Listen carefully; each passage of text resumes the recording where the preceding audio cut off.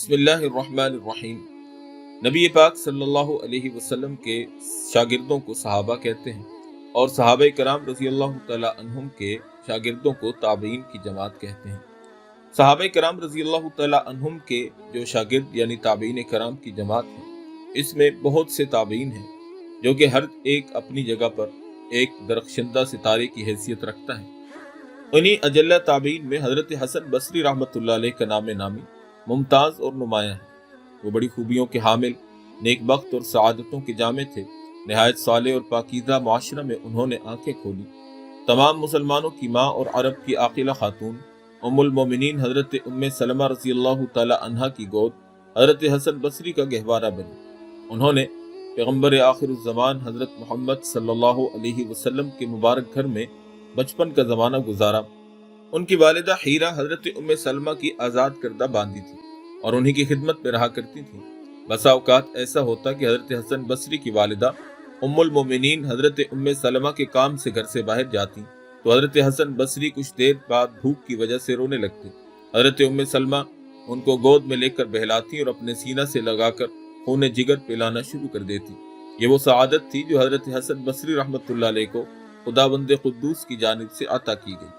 اسی طرح حضرت ام سلمہ جو رسول اللہ صلی اللہ علیہ وسلم کی زوجہ مطہرہ ہونے کی حیثیت سے تمام مومنین اور مومنات کی ماں تھیں، حضرت حسن بصری رحمۃ اللہ علیہ کی رضائی والدہ بن گئیں۔ حضرت ام سلمہ رضی اللہ تعالیٰ عنہ بڑی ذی علم، زیرک اور دور اندیش خاتون تھیں۔ ازواج مطہرات میں نبی پاک صلی اللہ علیہ وسلم سے سب سے زیادہ تقریباً 378 احادیث نقل کرنے والی آپ ہی ہیں۔ آپ کا شمار ان اقل القلیل عورتوں میں بھی ہوتا ہے جو زمانہ جاہلیت سے لکھنا جانتی تھی۔ حضرت حسن بصری رحمۃ اللہ علیہ اپنی باکمال رضائی والدہ کی تربیت میں ایسے پروان چڑھے کہ روز بروز زندگی میں نکھار آتا چلا گیا۔ امہات المومنین کے گھروں کی برکتوں سے خوب مالا مال ہوئے اور اس چشمہ فیاض سے جی بھر کر پیاس بجھاتے رہے۔ کبار صحابہ کرام جیسے حضرت عثمان بن عفان، حضرت علی بن ابی طالب، حضرت ابو موسیٰ اشعری، حضرت عبداللہ بن عمر اور حضرت عبداللہ بن عباس رضی اللہ تعالی عنہم اجمعین وغیرہ سے شرف تلمذ حاصل کیا اور سید التابعین کے لقب سے مشہور ہوئے۔ حضرت علی رضی اللہ تعالی عنہ کے تو آپ دل دادا تھے۔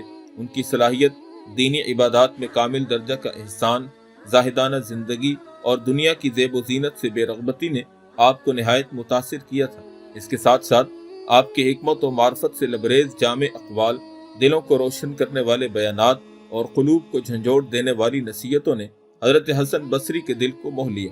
چنانچہ تقویٰ، پرہیزگاری، عبادت پارسائی اور دنیا سے بے رغبتی جیسی صفات میں حضرت علی رضی اللہ تعالی عنہ کے نقوش قدم پر کامیابی کے ساتھ چلنے لگے۔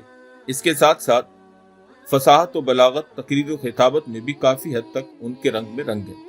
حضرت حسن بصری رحمۃ اللہ علیہ کی عمر 14 برس کی ہوئی تو انہوں نے عہد جوانی میں قدم رکھا تو وہ اپنے والدین کی ہمراہ مدینہ منورہ سے بصرہ کی جانب ہجرت کر گئے اور وہیں پر اپنے خاندان کی ہمراہ زندگی بسر کرنے لگے۔ یہیں سے حضرت حسن کے رحمۃ اللہ علیہ کے ساتھ بصرہ کی نسبت سے حسن بصری کی نسبت مشہور ہو گئی۔ یہ وہ زمانہ تھا جب بصرہ دولت اسلامیہ میں کعبۃ العلم اور مرکز العلماء والمحدثین کی حیثیت اختیار کر چکا تھا۔ وہاں کی بڑی بڑی مسجدیں کبار صحابہ اور اجلہ تابعین سے بھری رہتی تھیں۔ جگہ جگہ قرآن و حدیث کے حلقے لگے رہتے اور طالبین علوم نبوت اپنی پیاس بجھاتے رہتے۔ حضرت حسن بصری رحمۃ اللہ علیہ کا بھی زیادہ وقت انہی حلقات میں گزرتا۔ خاص طور سے رئیس المفسرین حضرت عبداللہ بن عباس رضی اللہ تعالی عنہما کا حلقہ آپ کی مرکز توجہ میں خصوصی اہمیت کا حامل تھا۔ علم تفسیر و حدیث اور فن قرات میں آپ نے حضرت عبداللہ بن عباس سے خوب استفادہ کیا اور ان کے ممتاز شاگردوں میں جگہ حاصل کی۔ ان علمی حلقوں سے جاری ہونے والے فیضان علوم سے آپ نے اپنی زندگی کو آراستہ کیا اور علوم شرعیہ میں درک و کمال حاصل کر کے مقام بلند پر فائز ہوئے۔ وہ زمانہ بھی آیا جب آپ نے مسند درس کو زینت بخشی۔ کچھ ہی دنوں میں علوم نبوت کے پروانوں نے آپ کو گھیر لیا۔ لوگ آپ کے ارد گرد بیٹھ کر ان نصیحتوں کو سننے کے لیے جو پتھر دلوں کو موم اور گناہگار آنکھوں کو اشکبار کر دیتی، ایسے ہمتن گوش اور ساکت بیٹھے رہتے جیسے ان کے سروں پر پرندے ہوں۔ آپ کے حکمت سے بھرے ان اقوال کو جو عقل و خرد کو موہ لیں حرز جاں بناتے اور آپ کی سنت نبوی سے معمور طریقے کو اتباع کرنے میں اس میں فخر محسوس کرتے، جو مشک کی خوشبو سے زیادہ پاکیزہ اور پسندیدہ محسوس ہوتا۔ حضرت حسن بصری کا شہرہ شہر در شہر عام ہو گیا۔ वक्त के फरमा रवा, रोसा और मालदार तरीन लोग आपके हवाल से बाखबर रहते, दीनी सरगर्मियों की मालूमात हासिल करते रहते। खालिद बिन सफ़वान कहते हैं कि मकाम हीरा में मेरी मुलाकात मुस्लिमा बिन अब्दुल मलिक से हुई। उन्होंने मुझे कहा कि ए खालिद, मुझे हसन बसरी के अहवाल से मुत्तले करो, इसलिए कि मेरे ख्याल में तुमसे ज्यादा उनके अहवाल से वाकिफ कोई नहीं। मैंने कहा कि आपने सही फरमाया, मैं ही हसन बसरी के बारे में सबसे ज्यादा मालूमात रखने वाला हूँ। मुस्लिमा बिन अब्दुल मलिक ने कहा, अपनी मालूमात पेश कर दो। मैंने कहा कि हसन बसरी ऐसी शख्सियत है जिनका बातिन जाहिर की तरह नुमाया है, और जब किसी बुरे काम पर नकीर करते हैं तो इससे सबसे ज्यादा बाज रहने वाली जात भी उन्हीं की होती है। वो लोगों से बिल्कुल बेनियाज और उनके माल और दौलत से बेहद बेरगबती का मुजाहिरा करते हैं।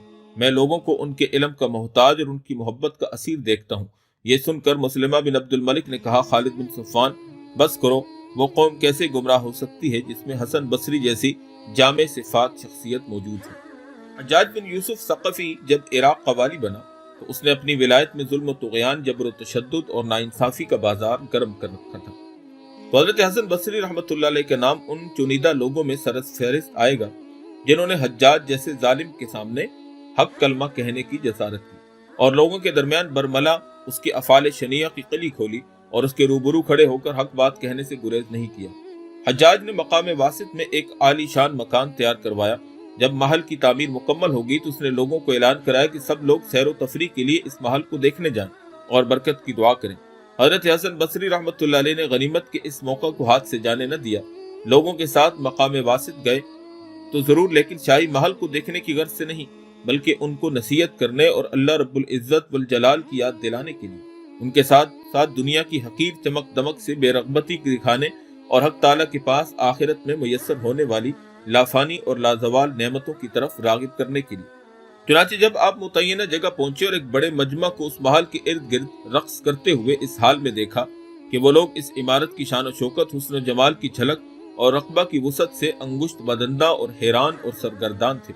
उनके दरमियान खड़े होकर हज़रत हसन बसरी रहमतुल्लाह अलैह ने तकरीर शुरू की और चंद जुमले ऐसे बामानी हकीकत का जामा पहने हुए इस अंदाज में बोले कि वो सामीन के दिलों में उतरते चले गए।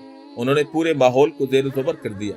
हज़रत हसन बसरी रहमतुल्लाह अलैह ने फरमाया, लक़द नज़रना फ़ी मबनता अख़बसुल अख़बसैनी फ़वजदना अन्न फ़िरऔन शय्यद अअज़म मा शय्यद व बना अअला मिम्मा बना सुम्मा अहलकल्लाहु फ़िरऔन व अता अला मा बना व शय्यद लैतल हज्जाज यअलमु अन्न अहलस समाई क़द मक़तूहु अन्न अहलल अर्ज़ि क़द ग़र्रूहु।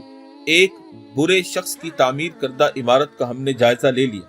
हम ये देखते हैं कि फ़िरऔन ने इससे ज्यादा बुलंद बाला इमारत बनाई थी। फिर अल्लाह ताला ने फ़िरऔन को हलाक किया और उसकी फलक बोस इमारतों को तहस नहस कर दिया। काश के हुज्जाज उस वक़्त का इदराक कर लेता कि आसमान वाले भी इससे बेजार हो चुके हैं और दुनिया वाले भी बेजा उम्मीदें दिलाकर उसे धोखे में डाले हुए हैं। हज़रत हसन बसरी रहमतुल्लाह अलैह जोश और वलवला के साथ इस नहज पर अपनी तकरीब जारी रखे हुए थे कि सामीन में से एक शख्स खड़ा हुआ और अज़राए हमदर्दी अर्ज किया कि हजरत बस कीजिए, कहीं हज्जाज इंतकाम लेने और सजा देने पर कमर बस्ता न हो जाए। तो हजरत हसन बसरी रहमतुल्लाह अलैह ने उस शख्स को जवाब दिया, लक़द अख़ज़ल्लाहुल मीसाक़ अला अहलिल इल्मि लियुबय्यिनन्नहु लिन्नासि वला यक्तुमूना, कि अल्लाह ताला अहले इल्म से ही आहद ले चुके हैं कि हर आलिम अपने इल्म को लोगों के सामने जाहिर करे और उसके छुपाने से गुरेज न करे। हज़रत हसन बसरी रहमतुल्लाह अलैह की इस हक गोई और जुरतमंदाना अंदाज़े खिताबत का इल्म हज्जाज बिन यूसुफ को हो गया। वो तो गुस्सा से भड़क उठा और इस शिद्दत और गज़ब में लाल पीला होते हुए अब उसी मजलिस में आ धमका और हाजरीन को लानतान करते हुए कहने लगा, हलाकत और बर्बादी हो तुम्हारी मुकद्दर बने कि बसरा का एक गुलाम तकरीर के लिए खड़ा होता है और मेरे बारे में जो चाहता है कहता है और तुम में से किसी को उसके जवाब देने की या जुबान रोकने की हिम्मत नहीं होती। वल्लाहि लअस्क़ियन्नहुकुम मिन दमिही या मअशरल जुबना, ए बुज़दिलों की जमात, खुदा की कसम हसन के खून से तुम्हारी प्यास बुझाऊंगा। चुनाचे आनन फानन उसने तलवार और चमड़े का वो टुकड़ा लाने का हुक्म दिया जिस पर सजाए मौत के मुस्तहिक मुजरिम को बिठाकर उसका सर कलम किया जाता था। फिर उसने जल्लाद को बुलाया और उसके सामने आकर खड़ा हो गया। फिर पुलिस वालों को हुक्म दिया कि वो हजरत हसन बसरी को ले आए। थोड़ी देर के बाद हजरत हसन बसरी का नूरानी चेहरा लोगों के सामने था। वो लोग आंखें फाड़ फाड़ कर हजरत हसन बसरी को देख रहे थे। उनके दिलो दिमाग पर लर्जा तारी था, आंखों से आंसू जारी थे। ساتھ ہی ساتھ ہر شخص ان کی جرت کو سلام بھی کر رہا تھا۔ حضرت حسن بصری رحمۃ اللہ علیہ نے جب جلاد اور تلوار کو اپنے سامنے پایا تو لوگوں نے ان کے ہونٹوں میں حرکت محسوس کی۔ پھر حجاج بن یوسف کی طرف اس حال میں متوجہ ہوئے کہ ان کے چہرے پر ایمان کا جلال اور اسلام کی عزت، حق گوئی کا نور اور دعوت اللہ کا وقار اور محبت الہیہ کا واضح اثر نمایاں تھا۔ غصے سے بھرے ہوئے حجاج بن یوسف نے جب حضرت حسن بصری جیسے فرشتہ صفت انسان کو اس حال میں دیکھا تو اس پر ایسی شدید ہیبت اور رعب طاری ہوا کہ لمحوں میں غصہ کا سارا نشہ کافور ہو گیا۔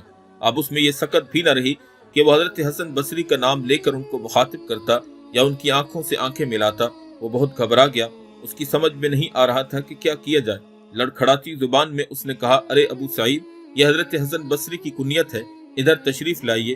پھر برابر ان کے لیے فراخ دلی اور وسعت ظرفی کا مظاہرہ کرتا رہا، یہاں تک کہ ان کو اپنی جگہ پر بٹھایا۔ لوگ محو حیرت تھے، حضرت حسن بصری کے پاس وہ کون سی طاقت تھی کہ جس نے حجاج بن یوسف جیسے ظالم، منتقم المزاج شخص کے عزائم اور ارادوں کی دنیا بدل دی۔ جب حضرت حسن بصری رحمۃ اللہ علیہ مسند پر رونق افروز ہوئے، حجاج بن یوسف ایک طالب صادق کی طرح ان کے سامنے حاضر ہوا اور مسائل دینیہ کے بارے میں استفسار کیا۔ حضرت حسن بصری رحمۃ اللہ علیہ اس کے ہر سوال کا بڑی خوش اسلوبی اور خود اعتمادی اور جادو بیانی اور گہرائی کے ساتھ جواب دیتے رہے۔ ان کی ثابت قدمی، بے خوفی اور اولو العزمی سے متاثر ہو کر حجاج بن یوسف نے کہا، انت سید العلماء یا ابا سعید، اے ابو سعید، آپ علماء کے سردار ہیں اور حقیقتاً ان کے سرتاج ہیں۔ پھر اس نے مشک و عنبر سے بنی ہوئی اعلیٰ درجہ کی خوشبو منگوائی اور اسے حضرت حسن بصری رحمۃ اللہ علیہ کی خدمت میں پیش کیا۔ جب حضرت حسن بصری حجاج بن یوسف کے پاس سے چلے تو حجاج کے ایک دربان نے ان کا پیچھا کیا اور ان سے کہا کہ حضرت، حجاج نے آپ کے ساتھ جس عزت اور اکرام کا معاملہ کیا وہ اس کے سابقہ ارادے کے بالکل خلاف تھا، کیونکہ وہ تو آپ کی گردن زدنی کا فیصلہ کر چکا تھا اور اس کی یہ عادت ہے کہ وہ جب کوئی ارادہ یا فیصلہ کر لیتا ہے تو اس سے 1 انچ بھی پیچھے نہیں ہٹتا۔ تو آپ سے صرف یہ پوچھنا چاہتا ہوں کہ جب آپ حجاج کی مجلس میں تشریف لائے تو آپ کی نظر جلاد اور تلوار پر پڑی تو آپ نے اپنے ہونٹوں کو حرکت دے کر وہ کون سے کلمات ادا فرمائے؟ حضرت حسن بصری رحمۃ اللہ نے فرمایا، میں نے تو صرف اللہ سے لو لگاتے ہوئے یہ کہا تھا، یا ولی نعمتی وملاذی عند قربتی اجعل نقمتہ بردا وسلاما علی کما جعلت النار بردا وسلاما علی ابراہیم۔ اے نعمتوں سے سرشار کرنے والے، مصیبت اور آڑے وقت کام آنے والے، حجاج بن یوسف کے میرے خلاف جذبہ انتقام اور جوش غضب کو ایسے ہی ٹھنڈا اور باعث سلام کر دے جیسا کہ تو نے نمرود کے ذریعے جلائی جانے والی آگ کو اپنے خلیل ابراہیم علیہ السلام کے حق میں ٹھنڈا اور باعث سلام قرار دیا تھا۔ دل سے نکلنے والے یہی وہ پرتاثیر کلمے تھے جنہوں نے اپنا رنگ دکھایا اور بارگاہ عزتی میں عاشق صادق کی درخواست کو شرف قبولیت ملا۔ نتیجتاً یہی کلمات اس خونی مارکہ کو انجام دینے میں سب سے بڑی رکاوٹ بن گئے جس کے لیے حجاج زمین ہموار کر چکا تھا، ورنہ تو یہ تصور بھی نہیں کیا جا سکتا کہ حجاج سزائے موت کے فیصلے کو واپس بھی لے سکتا ہے۔ لیکن حضرت حسن بصری کا رابطہ اللہ رب العزت والجلال سے بڑا مضبوط تھا اور ان کی محبت صادق تھی۔ یہ حقیقت ہے کہ جب خدائے ذوالجلال کی محبت سے انسان کا قلب سرشار ہو جاتا ہے تو پھر کوئی چیز اس کی راہ میں حائل اور رکاوٹ نہیں بن سکتی۔ وہ لوگوں کی ملامت اور ناراضگی اور دشمنی کی پرواہ کیے بغیر احقاق حق اور ابطال باطل کا فریضہ سر انجام دینے میں مشغول رہتا ہے۔ اللہ تعالیٰ سے دعا ہے کہ وہ ہم سب کے دلوں میں اپنی محبت کی شمع جلا دے تاکہ ہم ابدی سعادتوں سے بہرہ ور ہو سکیں۔ ہمیں اپنی زبان سے مندرجہ ذیل دعائیہ کلمات کا ورد ہر وقت رکھنا چاہیے۔ چنانچہ وہ دعا یہ ہے جس کو ہم پڑھ کر اپنے پریشانیوں میں اللہ کی طرف رجوع کر سکتے ہیں۔ یہ حدیث نمبر 5087 نمبر حدیث ہے، کنز العمال حدیث کی کتاب ہے، اس کے اندر، اور وہ دعا یہ ہے، الیک ربی فحببنی وفی نفسی لک ربی فذللنی وفی اعین الناس فعظمنی ومن سیء الاخلاق فجنبنی۔ اے رب، مجھے اپنا محبوب بنا لیجئے اور مجھے اپنی نظر میں ذلیل اور لوگوں کی نظر میں باعزت بنا دیجئے اور برے اخلاق سے بچا لیجئے۔ تو عزیزان محترم، یہ حضرت حسن بصری اور حجاج بن یوسف کا واقعہ تھا۔ یقیناً اس میں بہت کچھ نیا اور بہت کچھ سبق آموز آپ کو سننے اور سیکھنے کو ملا ہوگا۔ اللہ تعالیٰ ایسی ہی جرت ایمانی، نور ایمانی اور وقار ایمانی ہمیں بھی عطا فرمائے۔ وما علینا الا البلاغ المبین۔